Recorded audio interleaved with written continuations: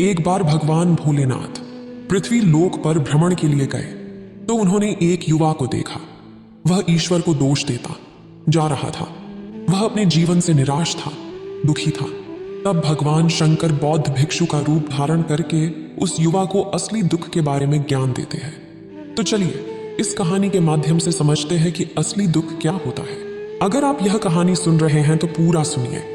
इस कथा को आधा अधूरा छोड़कर जाने की गलती मत करिएगा, क्योंकि इस पवित्र कथा को पूरा सुनने से मनचाहा फल की प्राप्ति होगी। इसलिए इस कथा को पूरा सुने।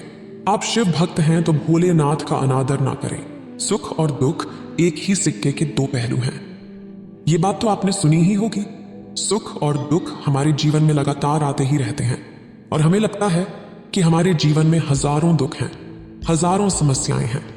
लेकिन अगर आप वास्तविक तौर पर देखें, अगर आप इस बात को अच्छी तरह से समझें, तो आप ये समझ पाएंगे कि हमारे जीवन में केवल एक ही दुख होता है।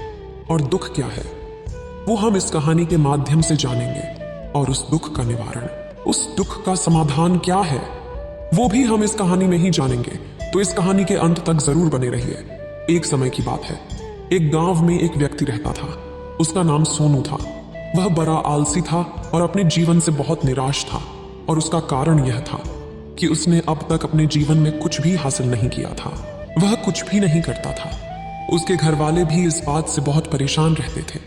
वे चाहते थे कि वे बाहर जाकर कुछ अच्छा काम करें, कोई अच्छी नौकरी कर ले, लेकिन वह उनकी एक नहीं सुनता था।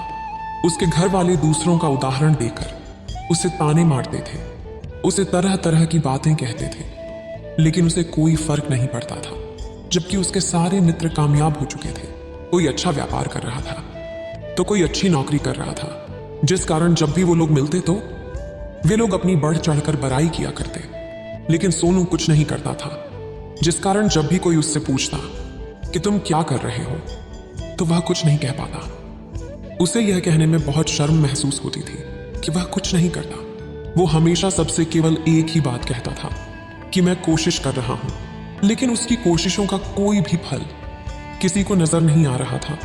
देखते ही देखते अब ऐसा समय आ चुका था कि सोनू सभी से मुंह छिपाता फिरता, ताकि कोई उसे यह न पूछ ले कि तुम क्या करते हो, जिस कारण वो कभी किसी के सामने भी नहीं आता था। धीरे धीरे उसका मन दुखी होने लगा था। वह बहुत निराश रहने लगा था। उसे अब ऐसा प्रतीत होता था मानो वह इस धरती पर बोझ है, जिस कारण वो अपने आप को बहुत अकेला महसूस करता, बहुत तन्हा महसूस करता। एक दिन तो उसके मन में ये भी विचार उत्पन्न होने लगे कि मेरे हाथों में कुछ नहीं है, तो मैं क्या कर सकता हूं। अकेले बैठकर वह रोता रहा और भगवान को दोष देता रहा। एक दिन छुपता छुपाता वह घर से निकलकर कहीं जा रहा था। तभी उसने रास्ते में देखा कि एक बौद्ध भिक्षु लोगों को प्रवचन दे रहे हैं और प्रवचन में वह दुख की बातें कर रहे हैं। सोनू कुछ देर के लिए अपना मुंह छुपाकर वहीं पर खड़ा हो गया ताकि उसे कोई देख न ले, और चुपचाप वह उन भिक्षु की बातें सुन रहा था। बौद्ध भिक्षु सभी को प्रवचन में कह रहे थे कि दुख हमारा सबसे बड़ा साथी है। हमें दुख अपने जीवन के बारे में समझाता है और हमें सही जीने का तरीका बताता है। यह हमारे गुरु की तरह है।